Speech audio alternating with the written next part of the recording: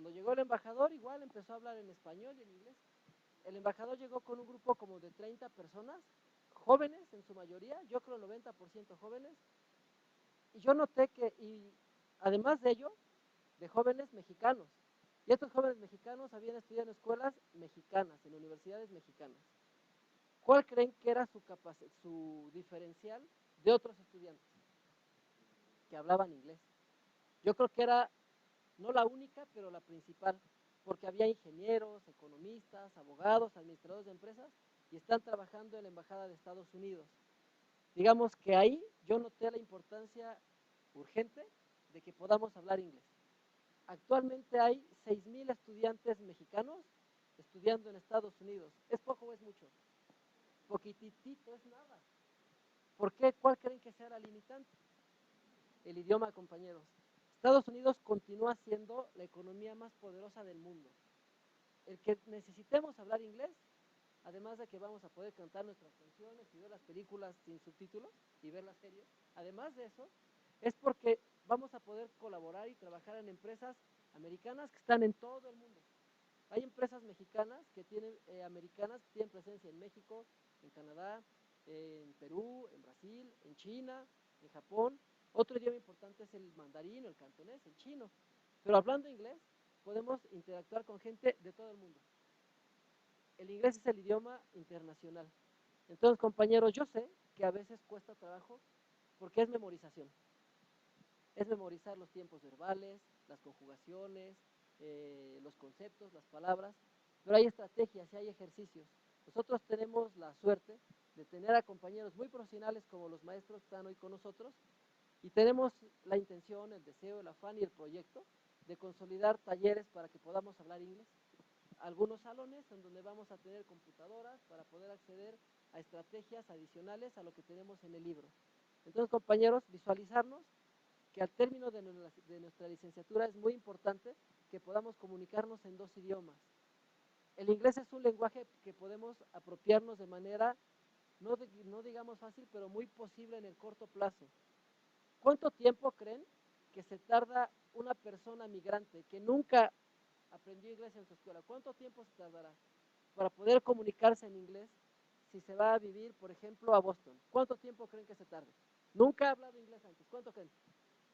¿Cuánto crees? ¿3 años? ¿Cuánto tardará?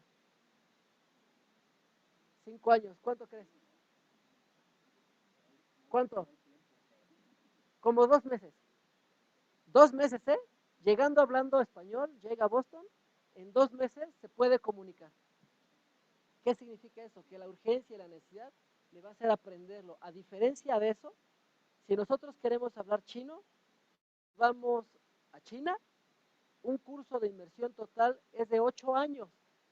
El lenguaje chino es más complejo, tiene más sonidos, tiene más símbolos. El inglés es un idioma muy parecido al nuestro. Entonces, compañeros, esa es la importancia. Hay varios momentos en la vida en que nos podemos dar cuenta que es bien importante que podamos dominar el idioma inglés.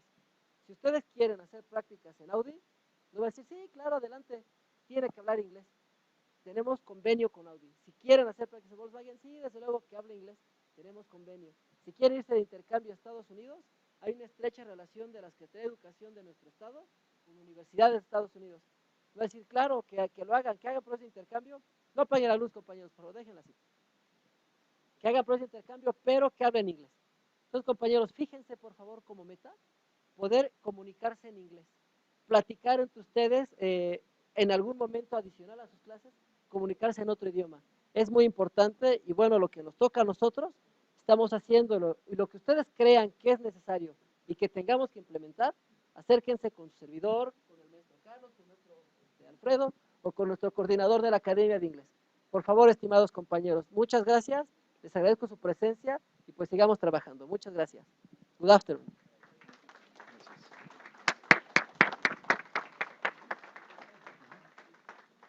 Muy bien, pues hoy estamos iniciando la primera jornada en la universidad, desde que se crea,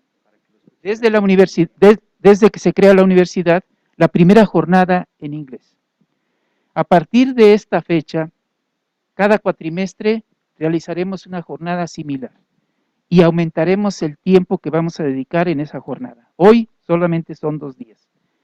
Estamos equilibrando el asunto, porque también tenemos jornada de matemáticas y también tendremos jornada de otras materias, de desarrollo humano, por ejemplo. Llegará el momento en que tendremos una semana de inglés. Esto es un movimiento estudiantil académico, un movimiento estudiantil institucional académico. Es decir, en este momento toda la comunidad de la universidad sabe que estamos haciendo este evento y que debemos estar pensando en la importancia del inglés para la formación integral de ustedes. El inglés, como ya dijo el señor rector, es una competencia laboral importante, importante. Es lo que diferencia exactamente al estudiante nuestro del resto de las universidades. Tenemos 9 niveles de inglés. Con estos elementos que ya estamos haciendo, de tener homogeneidad en la enseñanza del idioma a partir de un texto, tenemos laboratorios de inglés, que permiten el autoacceso. Eso nos va a permitir que haya estudiantes desde ahora que puedan presentar el examen de ubicación. Ese examen de ubicación consiste en que se preparan en estos laboratorios y con las asesorías especializadas pueden presentar un nivel de inglés, 2, 3 o los 9 niveles de inglés. Es decir, en un solo examen, si se preparan adecuadamente, pueden, vamos a decirlo así, con la importancia que tiene el idioma, ya no cursar ningún momento de lo que resta de la carrera de esta materia. Lo que queremos es que ustedes ahí lo absorban y lo hagan de un estudio para el resto de la vida, es decir, que lo practiquen, ¿sí? Eso es muy importante, ¿sí? Porque hasta hoy lo que hemos detectado es que la mayoría de los estudiantes ven al idioma inglés como un obstáculo y no le dedican tiempo. Tenemos estudiantes que van en octavo cuatrimestre, noveno cuatrimestre y deben inglés 1. ¿Qué significa eso, compañeros? Tenemos que asumir hoy, con estas jornadas que vamos a hacer, que el estudiante cambie la mentalidad y asuma como parte de su formación la importancia del idioma, del segundo idioma. Hoy esa es nuestra aspiración, pero lo vamos a insistir con la colaboración, por supuesto, de los compañeros que ya se mencionaron. Por supuesto, la línea académica que traza el coordinador de la Academia de Inglés, la participación de nuestro compañero, el doctor Carlos Huerta. Todo esto sumado va a intentar que hoy este idioma sea efectivamente eso, un segundo idioma de competencias laborales. Es muy importante. En otro momento, ya estamos platicando con algunos otros profesores, como por ejemplo con el profesor Humberto, sobre abrir seminarios no curriculares, sino como optativos, invitación, a empezar a explorar la enseñanza del idioma alemán. ¿Por qué alemán? Porque aquí hay exactamente 2 plantas de trabajo, ¿verdad?, nacionales que utilizan fundamentalmente el inglés, pero también el alemán. Está el Audi y la Volkswagen. Entonces, con esto, compañeros, queremos trazar en la conciencia de cada uno de ustedes esto que acabamos de decir, que se asuma al idioma inglés como una competencia, es importantísimo, como una competencia laboral que marque la diferencia de esta universidad.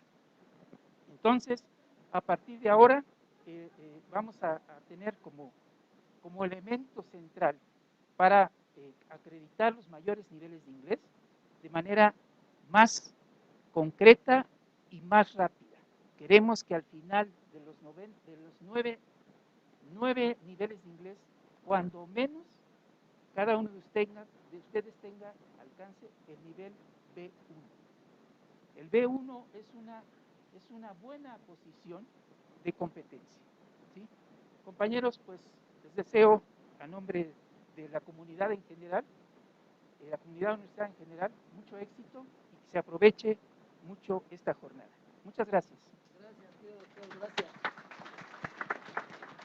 Compañeros, adicional a lo que nos comenta nuestro secretario académico, les quiero hacer una pregunta. ¿Qué creen que es lo que se genera en las universidades? ¿Qué se produce en las universidades?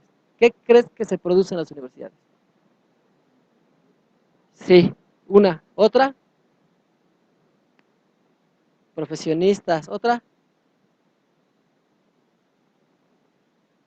También. ¿Qué otra? Nuevos talentos. Maestro. El futuro. Compañero. Eso. Fíjense que las universidades lo que generamos, o lo que tenemos que generar es ciencia. ¿Para qué sirve la ciencia? ¿Qué es la ciencia? ¿Qué es la ciencia, compañero? Tú dime, ¿qué es la ciencia? ¿Qué es la ciencia?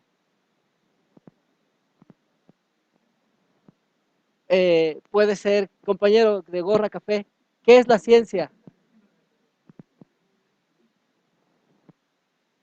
¿Qué diferencia hay entre el conocimiento científico y el conocimiento empírico? ¿Qué diferencia hay? Por ejemplo, hace 500 años, los mexicas, los que vivían en Tenochtitlán, lo que ahora es la Ciudad de México, pensaban que el sol salía porque un dios permitía que saliera el sol. ¿Eso es verdad? ¿Qué cosa es verdad? Que el sol no sale, que la tierra se mueve, y eso es un conocimiento científico, que es derivado de una comprobación de hechos. Hay una hipótesis, se pasa por un proceso, y ahora si alguien nos dice, no, es que sí hay un dios del sol, y es el que sale, y luego si está encabronado, mañana no va a salir, le vamos a decir, no, no es cierto, no es cierto, porque la tierra tiene un movimiento de rotación, y además hay un movimiento de traslación, y genera estaciones, y además genera día y noche, ¿verdad? Eso es conocimiento que nosotros creemos.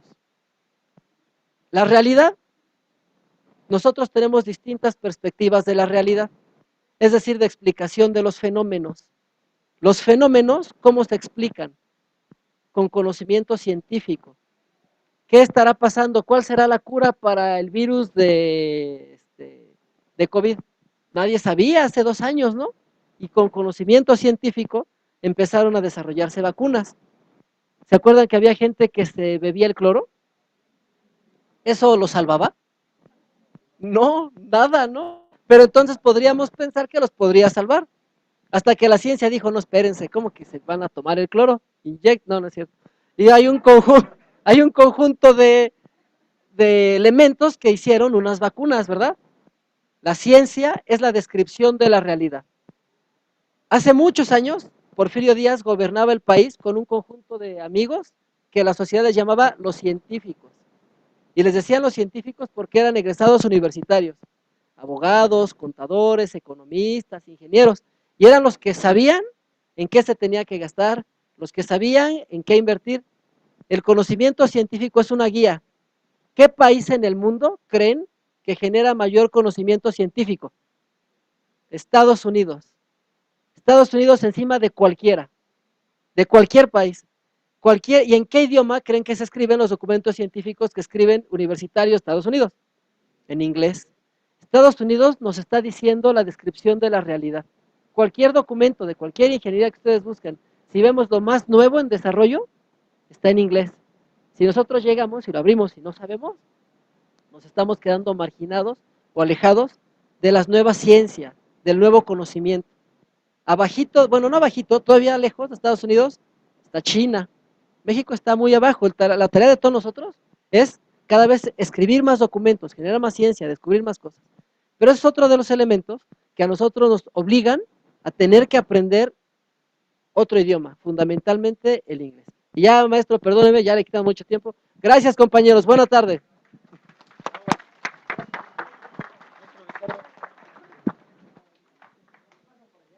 afternoon, everybody.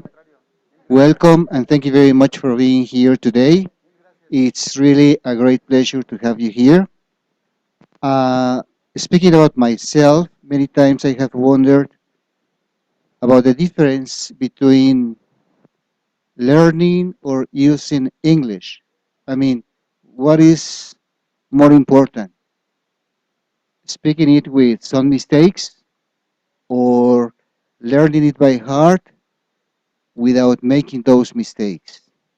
And sometimes it has become very difficult to have that difference clear. And that's why I do have the honor today of presenting, of introducing you to Dr. Carlos Huerta, who is going to be speaking about the importance of learning, but of course, also the importance about using it. Okay, so that hopefully you can get or you can reach a conclusion. Thank you very much for being here Thank today. you. Thank you, Maestro Ricardo. We are then going to start this talk. I want this to be interactive as possible. Don't see it as something that I have come here to teach you or to show you the answer to all your problems. No, I'm not going to show you the answer, or I'm not going to give you the answer, but what I'm going to do is try and get you to, yeah, to reflect on this particular question. And then once we get to the end of this presentation, we will discuss what is more important, or what is it that we should be paying attention more to that perhaps we are not currently. Okay, so could you do me a favor? Yeah, turn the light off. So learn English versus use English. What do we want our students to do? Yeah, so that's a good question. Can we go to the next slide, please? Thank you. So learn English. Um, so what happens when learning English? You know, learning English can be sometimes frustrating. Learning English obviously is not part of our sort of personality. It is not part of the way we think. In order to use English, we need to develop some competencies, mental or cognitive, but also we need to get to a point where where we feel that the language has been sort of internalized or acquired, and then we can speak and we can use it freely as when we are speaking Spanish, right? But the path, the route to get to that point where we feel confident using the language can take many years.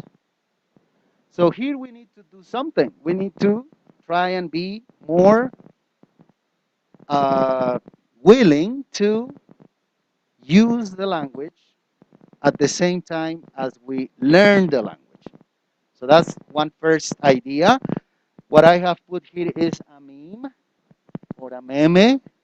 It says English, why you not use proper English, right? So that is also the problem with being frustrated, because English has rules or it doesn't have any rule. Does English have rules and etc.? Of course it does. Like any language, like Spanish. For example, when we speak Spanish, do we follow the rules all the time? We don't even think about it. We don't think about following the rules.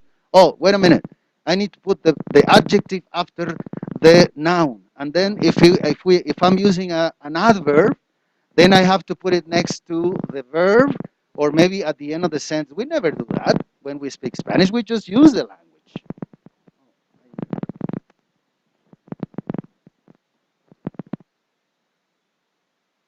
So before we go to the next slide, is this person communicating? I would say yes. Correct. Can we go back? just my question is this person communicating a message? Yes. Correctly using the correct English? No. But the person is communicating, which is ultimately the goal. We need to communicate. We need to be able to communicate, like the rector said. Somebody who is in the United States, for example, and that is going to live in the United States and has just recently moved to the country, needs to learn the language quickly. Let's go to the next slide, please.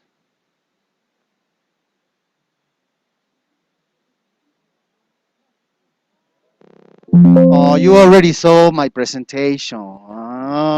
So the surprise element is not going to be present anymore. Okay, use English. Okay, think of a scenario where the teacher comes to class and then says, "You know what, students? English doesn't have rules. Speak English, the little or the, if it's a lot of English, but use it. Don't worry about the rules." Is that something different from what normally your experience has been when learning English? Probably.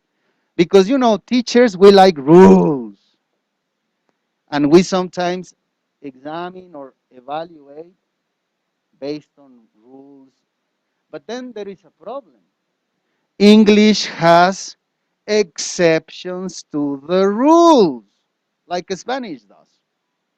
So then we are sort of in a conundrum here. What's going on? That's why sometimes we get a little confused. But anyways, using English, we don't have to follow all the rules because we use Spanish and we don't follow all the rules. So that's another point for reflection. Let's go ahead and go to the next slide. Okay, so this is something that I think that we can debate. You do not need to be great at English to use English. Or let me ask you a question. Are you excellent at Spanish? And you use Spanish every day? So then, the same with English. You don't need to be waiting until you become excellent speaker of English in order to use English, in order to communicate. That's what I think. I don't know if you agree or disagree with me, but this doesn't take a lot of science to understand, I think, just common sense. We know English already.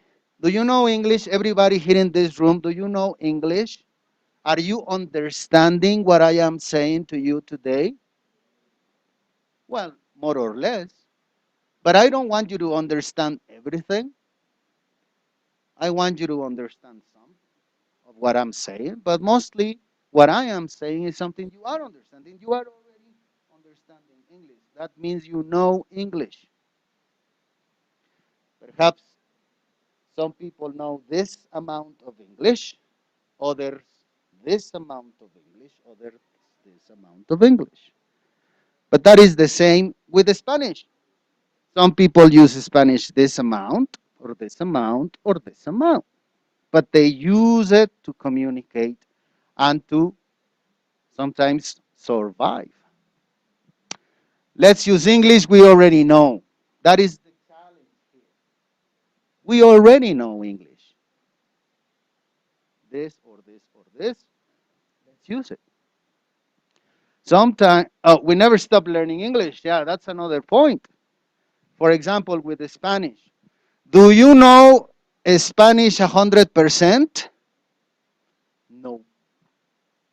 I don't know Spanish 100%. I don't know English 100%. So I'm not waiting until I know English 100% and then I become confident and then I say, okay, so now I have 100% of English to go out in the world and speak English and travel. Well, if that is the case, you're never going to do it. You're going to do it right now and you're going to use the language. The little bit of, that you know or the lot that you know.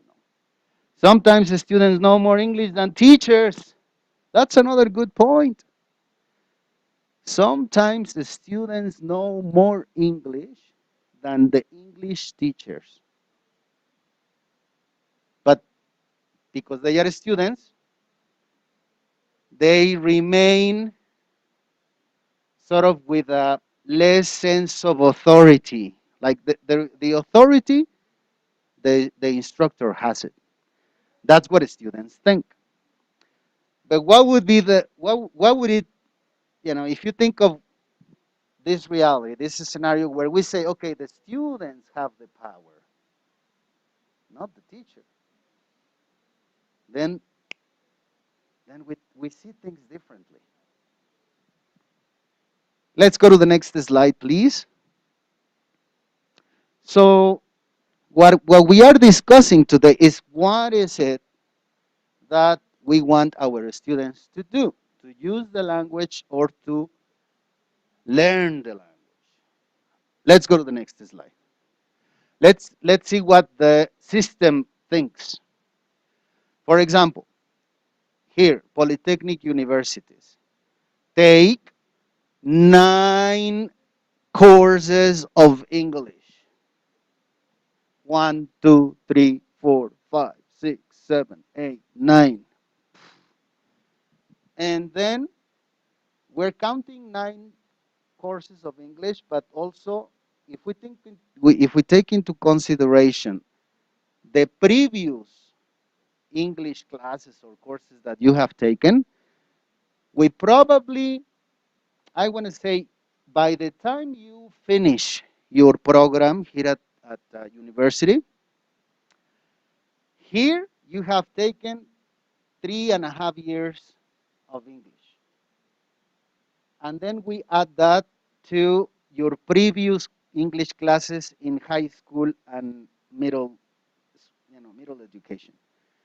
That you probably also took English classes. So we add 2 or 3 or 4 years more. So by this time, by the time you finish your career, you have already taken 6 at least, minimum 5 to 6 years of English. And then,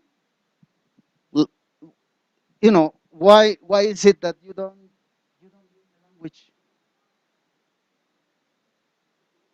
So, for example, it's something we can think of is, for example, if you take mathematics, 1 year, 2 years, 3 years, 4 years, 5 years, 7 years, 10 years, maybe mathematics. You have taken mathematics 10 years of your life, 15 years of your life, and then we ask ourselves, why are students not passing? Why are students not passing mathematics if they have studied, they've already, have already taken 10 years, 15 years of mathematics? There is a problem, isn't it? There is a problem. We are responsible. We as teachers, you as students, everybody is responsible for this. So we have to sort of think of what is it that is my responsibility here. Let's go to the next slide. Let's see what the employer thinks. Do you think that employers give English priority, or English is not important? They say, oh, no, no, no, English, don't study English. Don't study English. Why? It's not important. Do employers say that? Employers say English necessary, right? In many jobs, not all, but many. Now, let's go ahead and do and look at the next slide. Perhaps you don't want anybody to be your boss, right?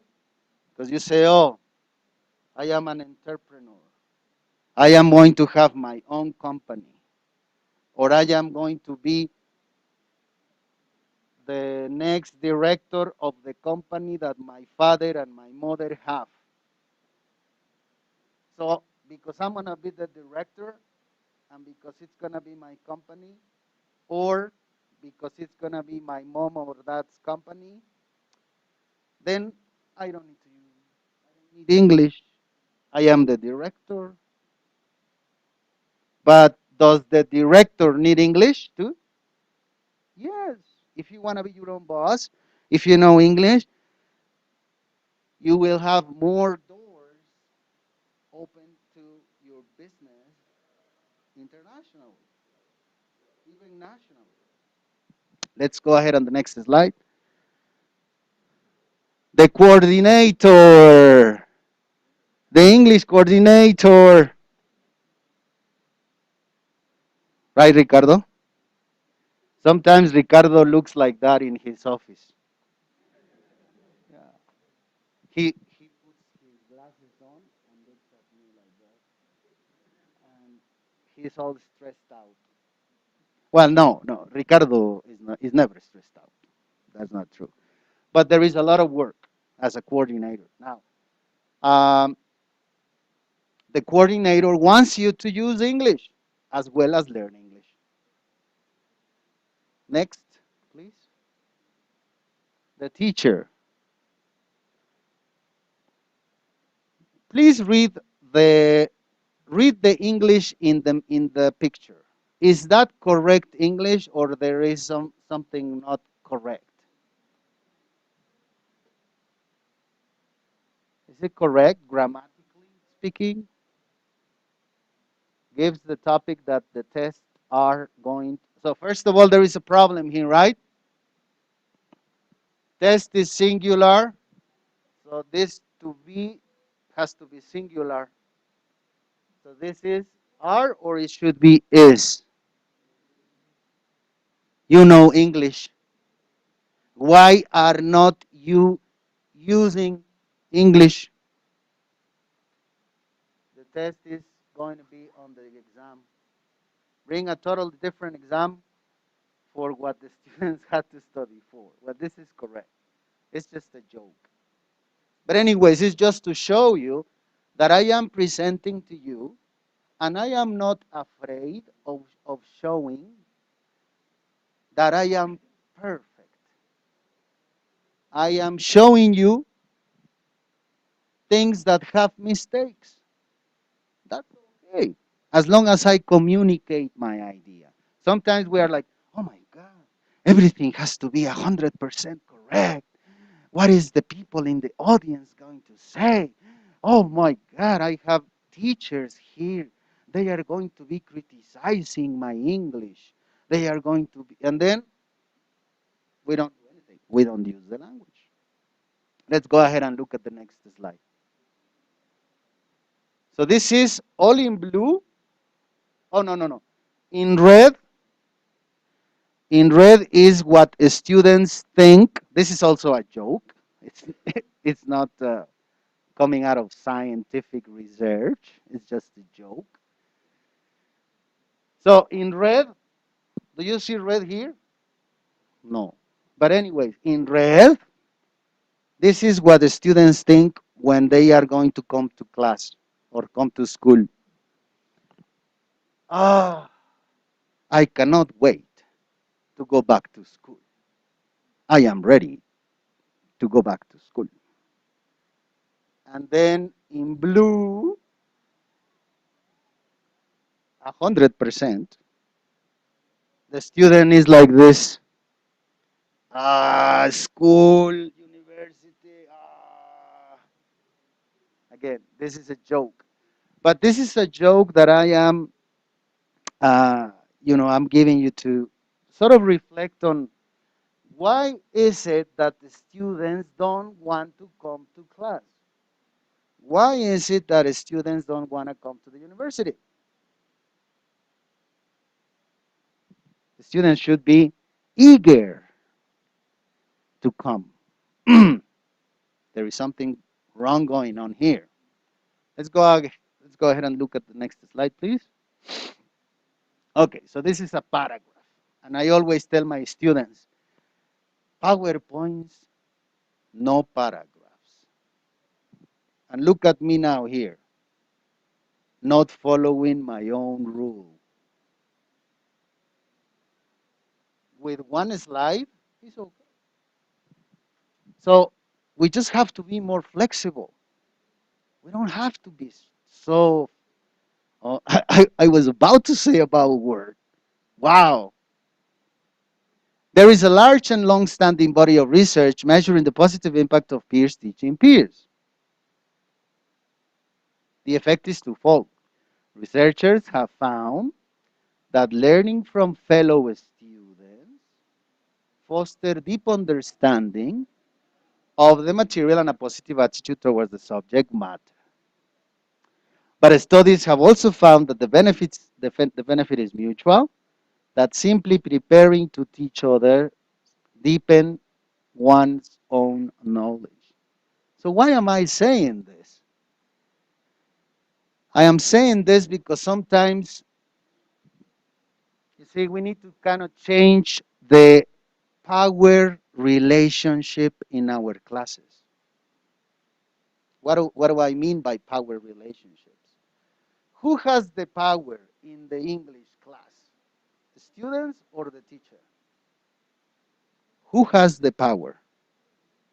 No, no, no, no, no. In reality, the teachers. The teachers have the power. So then the teacher says, okay, good morning. You're going to do this and this and this and this. I want it for tomorrow. And if not, you're in big problems. You're in trouble. You need to suffer. You need to suffer because suffering is part of university life. Really? Okay. But what I am proposing here is a change in authority and power relationships between students and the teacher. Sometimes it is better that the students teach their classmates than the teacher teaching the class. Because then this is science. This is science. It is proven that when students teach students, they learn better and they understand better the topics they are presenting. So then what is the role of the teacher? Well, we as teachers have a lot to do. We need to be preparing class. We need to be uh, filling out reports for administrative, processes. We need to be uploading. We need to be following up with you.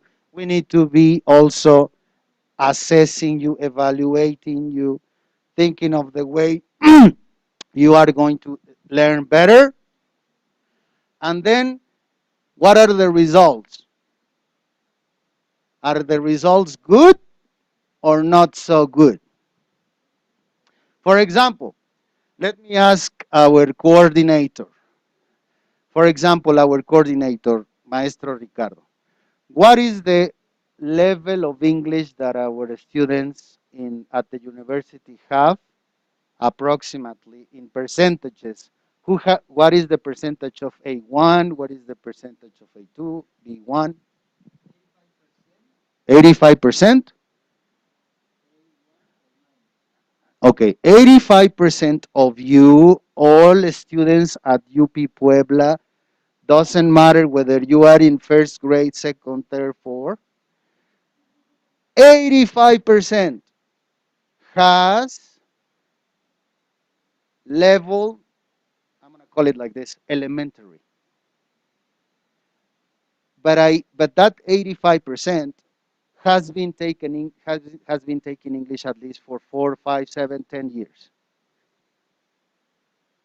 What? Then what about A2? A2, 10%. How many students are there here at the university, approximately?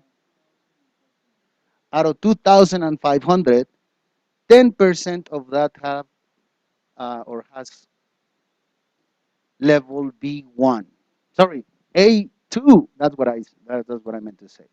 And then B1, just a few. Not even, it doesn't perhaps count as a percentage. Very, very, very few people have B1, which is where we want to take you.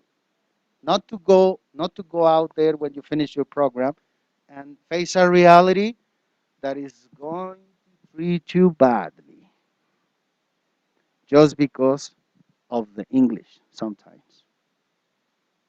Let's go to the next slide, please. So these are just some ideas as to how to empower.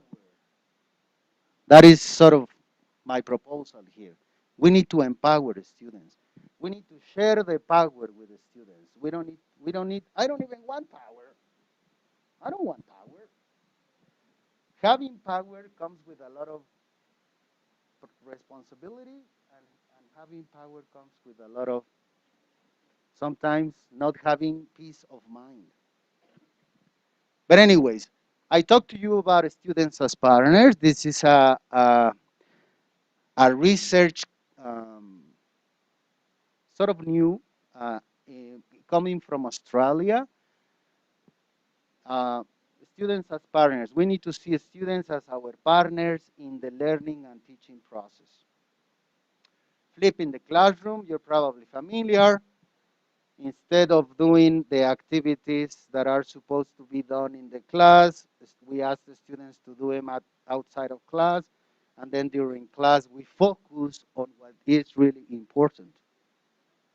Active learning, collaborative learning, problem-based learning using rubrics, and another. This is also very important. I suggest to you uh, drama in education, acting, acting, role plays, and also scenarios, taking hypothetical situations or sometimes real situations and putting them here in the class to work. Let's go to the next slide. If we could open the doors, that'd be great, Sue. Could you do me a favor? Because I'm already cooking in my juices. I already feel like I'm cooking in my own juices. It already starting to smell good. Okay, so who's that in the picture? Do you know that person? John Lennon. Have you listened to a song that he wrote? Imagine, right? So what if we imagine? What if we imagine these things that I have explained to you? What if we do not, first of all, underestimate our students? Because sometimes we say, oh, the students don't learn. Is that the answer to the solution? No. So we need to, first of all, as teachers, uh, share also the power with the students. There are many ways. For instructors, if you would like to learn more about what I'm presenting, how I incorporate it in my classes, you are welcome to approach me, and I would be very happy to share with you. And also, you are welcome to Sue. Thank you, Sue. But this I didn't want open. So, teacher Sue is extra nice. So she said, okay, that, but also this one. But this one, there's a lot of noise out there that comes in. So what was I saying? Yeah, let's dream. Let's try and change that paradigm. Oh, I was going to say also, um, if you want to, if you as instructors who are my colleagues, you would like to come in my class and observe what is going on, you are welcome to do it. You are welcome to do it because we, as English Academy or the Academia de Inglés, we need to be a group also that we learn from each other. There is no way of improving but to socialize and learn from each other, to share best practices, to let other instructors come into our classrooms and observe what we are doing. What's wrong with that? Let's go look at the next slide, please. So, when we are designing a course or our classes as teachers, normally we say, okay, what is it that we are going to cover today during class? Oh, present progressive. Oh, okay. So then I already know what. How? Okay, well, how am I going to teach present progressive to my students? And then I think, oh, okay, well, according to this author, and according to this author, and according to this author, present progressive can be taught this way and this way and this way. And then I choose one way. And that is what I use to teach my students. Okay, but we sometimes, I want to say sometimes is a lot, very seldom or never, we ask ourselves this question. Why? What for?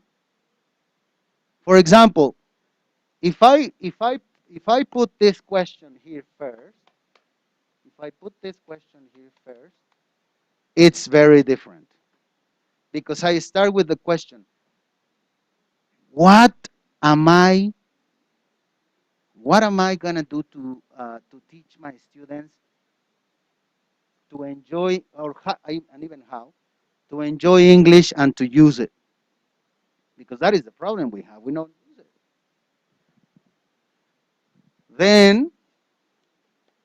Then I think of the what. Then I think of the what. Once I know the reason, then I think of the what. And then I say, okay, I want my students to learn and use what I am going to have them learn. Do you see what I did?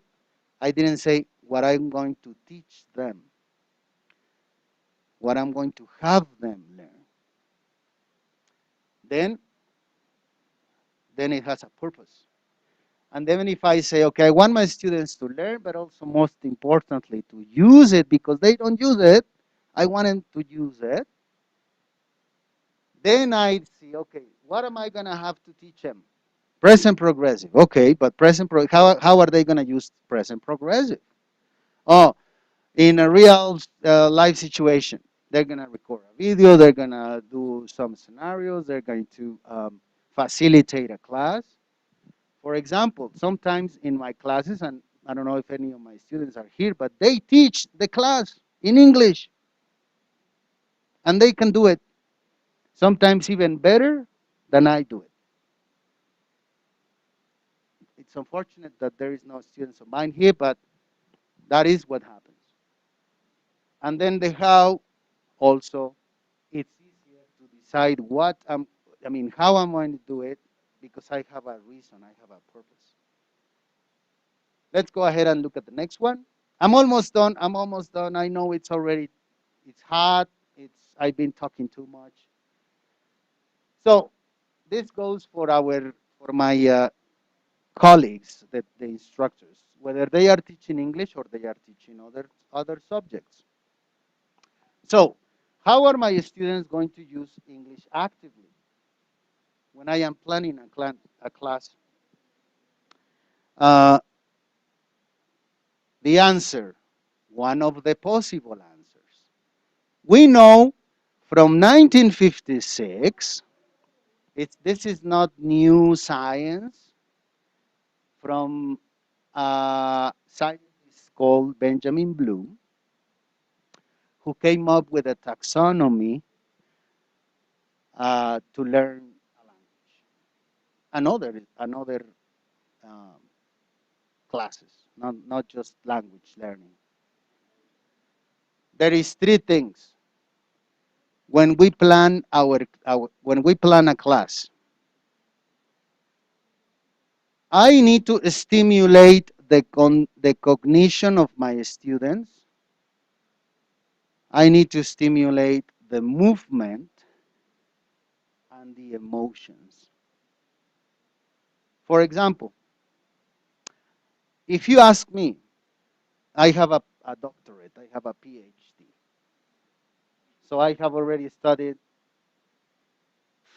many courses throughout my life because I've taken elementary school, middle school, or junior high, high school, the bachelor's degree, the master's degree, the PhD. One question for everybody. Do you think that I remember all the subjects that I took as part of my whole education? Of course not. Even from the most recent, studies that I had, the doctorate and the master's degree, I don't remember the name.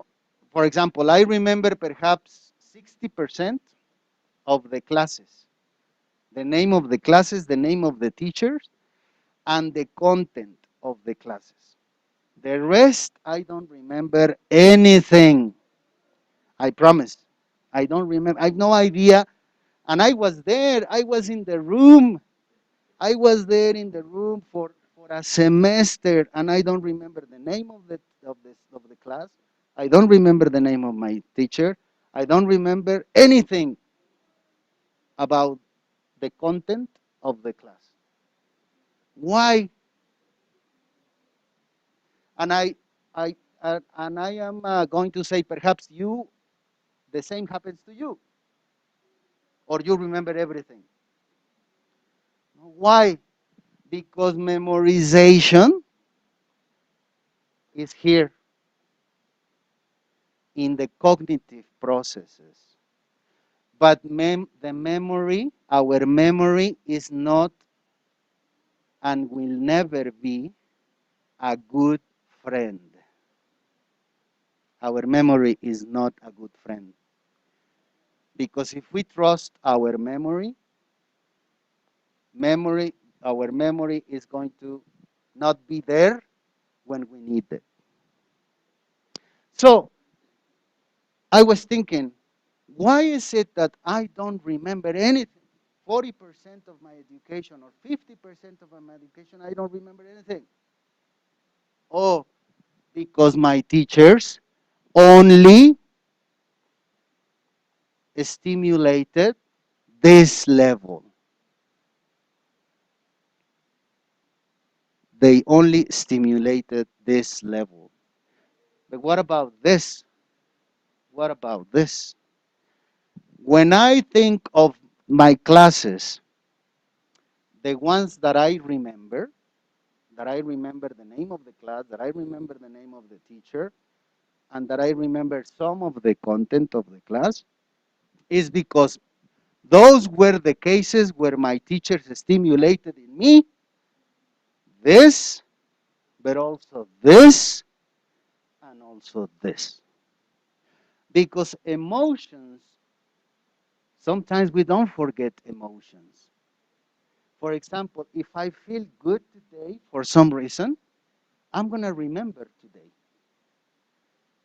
If there is an emotion connected with the experience, that is going to enrich the experience and make it an experience that is going to be there with me for the rest of my life.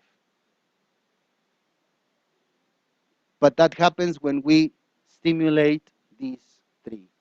That's what I tell my students when they are going to present a topic in English.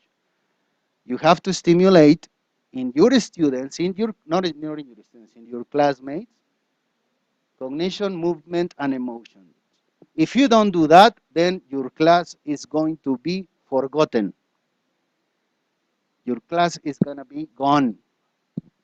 You're not going to be remembered. Perhaps you can be remembered by uh, how strict you were. Perhaps you can be remembered by how, I don't know, how strict you were, how you uh, used your power, but you're not going to be remembered for for who you are really, and for what you taught, or you assisted, or, or helped your students learn. Let's go ahead and look at the next one, please. And I'm almost done here, I know. So what is this is what I'm going to call it the main idea of my presentation. Use English now. Because if we learn English, if we come to class to learn English, and we as teachers go to class to teach you English, this is a process that never ends. We're going to continue teaching you, and you're going to continue learning. But don't you think, don't you question, like it's just common sense? Keeping that power relation has been the one where all your life or your previous experiences learning English, that is the scenario. The teacher has the power, the student does what the teacher says, the teacher teaches English, the student learns English. Now, under that paradigm, are there good results? Are there good results? Do you use English now well? So then there is a problem. We need to kind of think of, this is just common sense. The students have been taking English with the methodology like the one that I have just explained to you, and they don't learn. Why are we doing the same? That is the question of, like we say in Spanish, the 64,000 million peso question. Who has the answer? Nobody has the real answer. We can always just try and do things perhaps a little different, because the result is not good. Let's go ahead and look at the next one.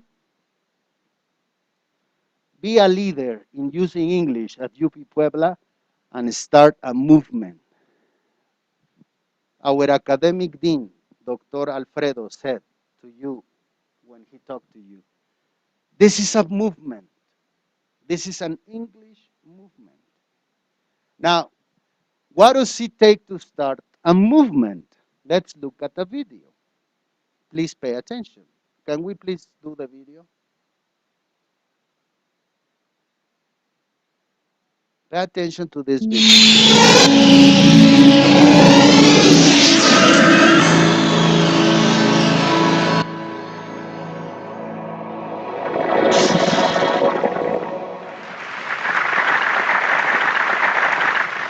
So ladies and gentlemen, at TED we talk a lot about leadership and how to make a movement. So let's watch a movement happen, start to finish, in under 3 minutes and dissect some lessons from it. First, of course, you know, a leader needs the guts to stand out and be ridiculed. But what he's doing is so easy to follow. So here's his first follower with a crucial role. He's going to show everyone else how to follow. Now notice that the leader embraces him as an equal. So now it's not about the leader anymore, it's about them, plural. Now, there he is calling to his friends. Now, if you notice that the first follower is actually an underestimated form of leadership in itself. It takes guts to stand out like that. The first follower is what transforms a lone nut into a leader.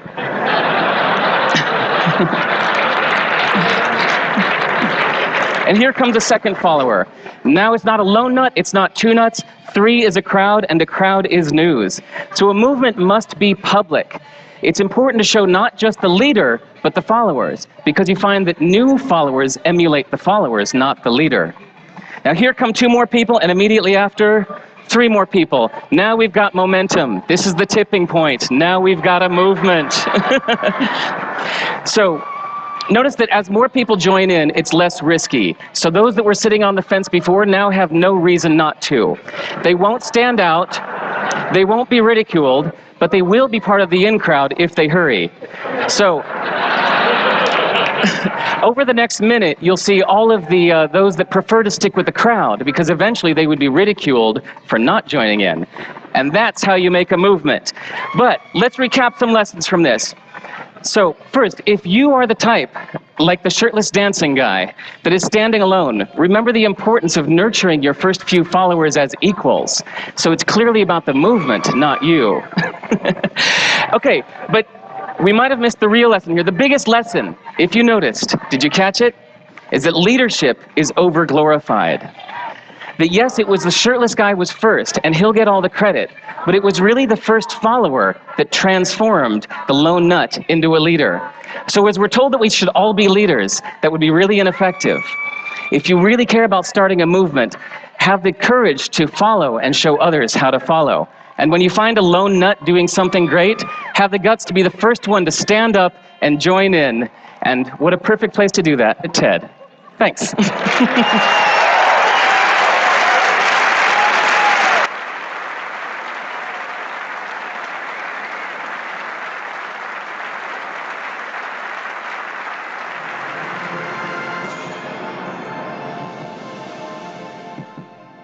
Okay, so this video I like because it shows sort of the nature of a what happens or what normally takes place when a movement is started. Yes, it takes a leader to teach by example, or to be the one that is treated as the crazy person, the leader. Like for example, in the video you saw the guy without the shirt just dancing. He was the leader because he started. But everybody was looking to that person, or looking at that person and say, and perhaps the person, the people were saying, oh, I'm not a crazy person. But then the important part of a movement is the followers. Because once there is a follower with the leader, then the follower is more important than the leader. Because then there is one follower, and then because everybody saw the follower, then I want to be the follower. Then I'm not going to criticize the follower because he's following a crazy leader. And then I'm going to be joining the movement. And then as more followers join the movement, then we start creating a movement, right? A real movement. But it takes an example, which is also another big problem. Because we as instructors sometimes don't give you a good example, right? Honestly, sometimes we don't, like we say in English, we don't, let me see if I remember the saying, we don't preach what we, no, we don't do what we preach, or something like that, right? Like a priest. The priest says, oh, sins, everybody are sinners. Or any religion, no? Sinners. And then the priest is not a good example. Or maybe the priest is. And maybe if the priest is a good example, then he can start a movement. But I'm not going to be someone to start a movement if I'm not going to be responsible for my part and to be sharing that power. Okay, so we go back to the beginning. We come back to the beginning of our presentation with the same question. How is it that then I talk this much and then we don't have an answer? Oh, well, I'm sorry. I'm not going to give you the answer. I said at the beginning, this is just for us to have a moment of reflection. And with that, I thank you very much for your attention, and I am open to engage with you in a conversation. I would like to know what you think. I would like to know what crossed your mind while I was presenting, and anything you would like to share with us, not with me, with us today. Thank you very much.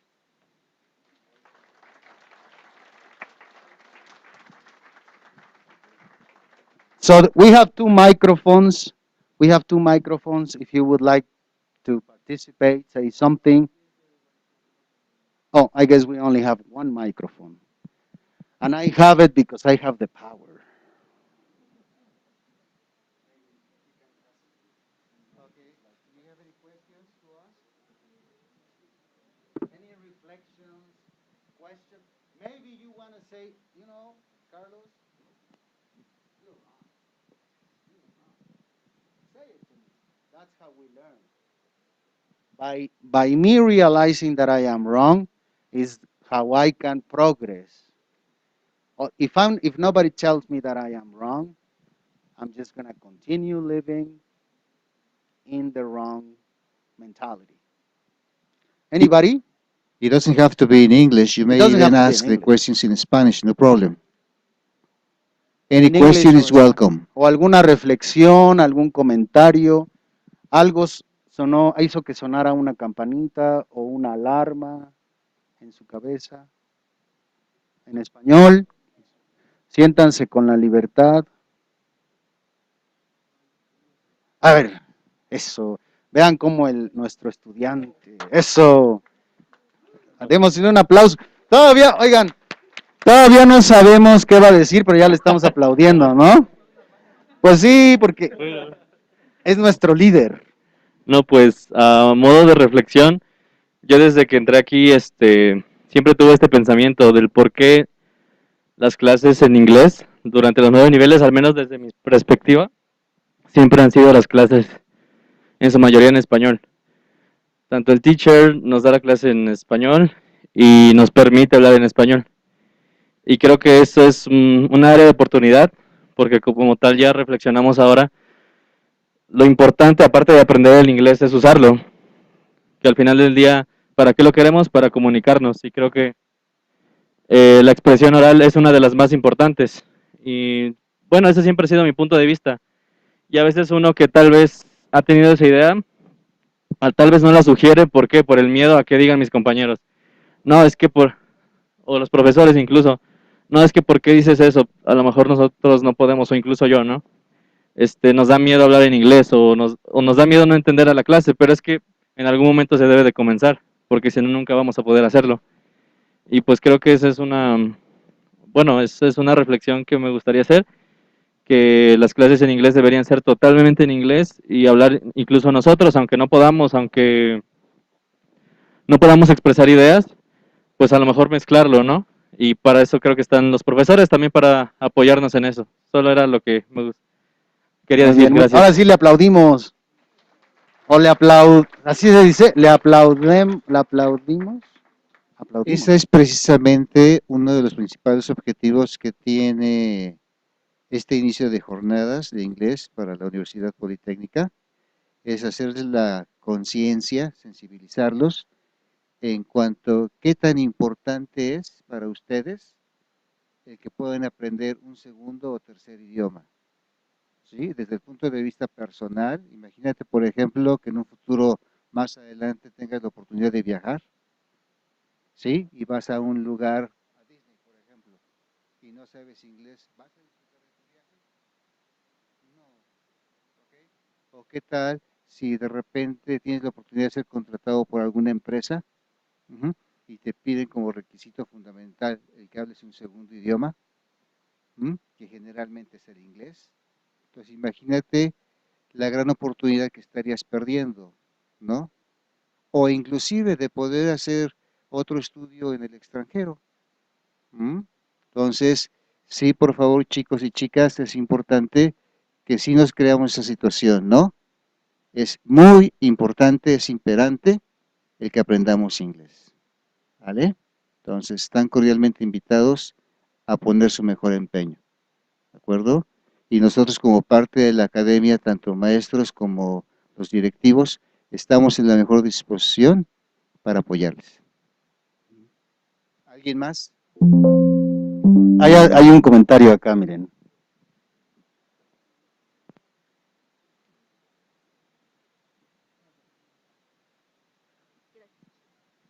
Pues realmente agradecer la oportunidad que nos está dando la universidad con esta jornada. Sin embargo, también hacer hincapié en que, pues bien, sí o no, las clases sean en inglés. Es muy cierto que he platicado con muchos compañeros y compañeras que no tienen intención realmente de aprenderlo. Y pues es cierto lo que comentaban hace rato, que hay que dejar de verlo como un obstáculo, como un enemigo, y verlo como un aliado, porque pues la universidad nos está dando la capacidad de 9 cursos de inglés, y de verdad hay otras universidades que lo cobran aparte, no se los incluyen en sus programas. Entonces, aprovecharlo al 100%, y pues como todo, actualmente aprovechar la tecnología y entrar a cursos, pues no, eh, in- eh, bueno, no intensos, ajá, sino pues lo que se nos ofrezca en las propias redes sociales, pues podemos encontrar muchísimo material. Y como ya nos dijeron aquí los docentes, el doctor Carlos y el coordinador, pues aprovechar que están ofreciéndonos cualquier tipo de asesoría. Entonces, pues, de antemano, muchas gracias, gracias por el micrófono, y pues invitar a los compañeros, compañeras nuevamente de que reflexionemos muy bien de esto. Muchísimas gracias. Démosle un aplauso a nuestra compañera. Ahí tenemos, bueno, vamos a tomar dos más, una acá y otra ahí. Bueno, tres más. Buenas tardes. Yo creo que los profesores tienen que aprender de humildad, porque alguna vez ellos fueron los que no tenían el conocimiento. Creo que es algo primordial, porque exigirle a tus alumnos que sean perfectos no los va a ayudar a intentar aprender inglés.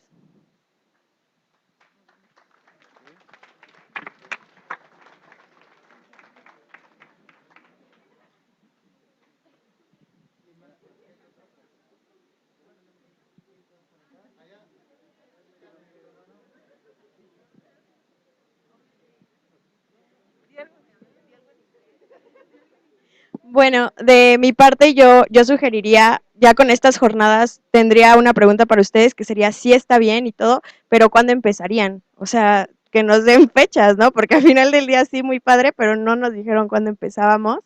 Y la siguiente sería que a mí me gustaría que dentro de estos cursos, esto que cuando empieza, prepararan a los chicos para entrevistas, porque incluso, o sea, a lo mejor nosotros nos limitamos mucho a empresas transnacionales por esa parte, ¿no? Y en mi experiencia para ahorita la estancia, sí me han entrevistado en inglés, incluso te preguntan qué otros idiomas tienes, y es la barrera que yo veo, no por lo menos en mi caso, pero sí en la Universidad Politécnica. Lo hablaba con otros amigos que ellos han entrevistado para contratar, y me decían, oye, pues sí, muy padre, la verdad es que la Politécnica tiene mucha oportunidad, pero a la hora de hablar en inglés, que es cuando nosotros tenemos que dar reportes a nuestros jefes, nosotros sí nos quedamos muy atrás a comparación de otras universidades. Entonces, como sí me gusta la iniciativa, pero también preparar a los estudiantes para ese tipo de entrevistas y cuándo empezaría.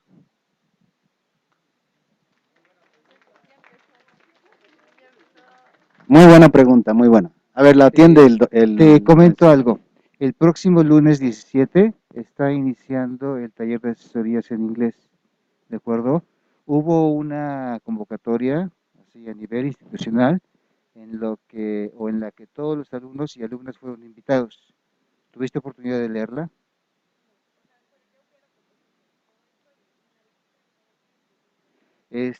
Se mandó un correo individual a todos, ¿sí? Se publicó en redes sociales, en la página de la universidad, ¿no? ¿Sí? No, está bien, no está bien. Y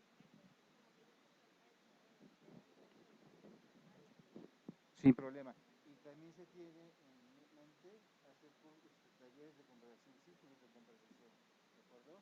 Para reforzar, ¿sí? La expresión oral, ¿de acuerdo? En algunos programas académicos hemos tenido la petición y la sugerencia, como por ejemplo el caso del doctor o del maestro Manuel, director de biotecnología, que quiere que muy especialmente, ¿sí?, se le dé importancia al hablar. Y entonces, bueno, pero claro que sí, gracias. ¿Alguien más? ¿O ya? Dos, no sé, una. Hola, bueno, yo tenía igual una opinión sobre los profesores, ya que siento desde mi punto de vista dejan mucha huella en nosotros. Mi claro ejemplo es que yo no entendía inglés hasta la universidad y eso fue hasta que nos tocó una maestra que era muy empática con el alumno. Y fue ahí, por ejemplo, el caso de mi hermano, que su maestra de preparatoria, la forma de enseñar es, va a sonar feo, pero humillando y haciendo llorar a los alumnos. Entonces fue muy diferente como cada uno, mi hermano y yo, decidimos estudiar aparte clases de inglés, ya que él sentía la presión y yo ya sentía curiosidad. Y es decir que, como menciona una compañera, el tomar también de parte de los profesores, ser empáticos, porque en algún momento ellos fueron estudiantes, y algunos fomentan miedo en vez de curiosidad.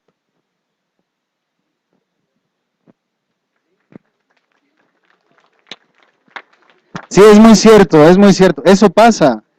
Y todos lo sabemos, no somos ciegos. Sí. Entonces, bueno, ahí está un reto, ¿no? Está un reto.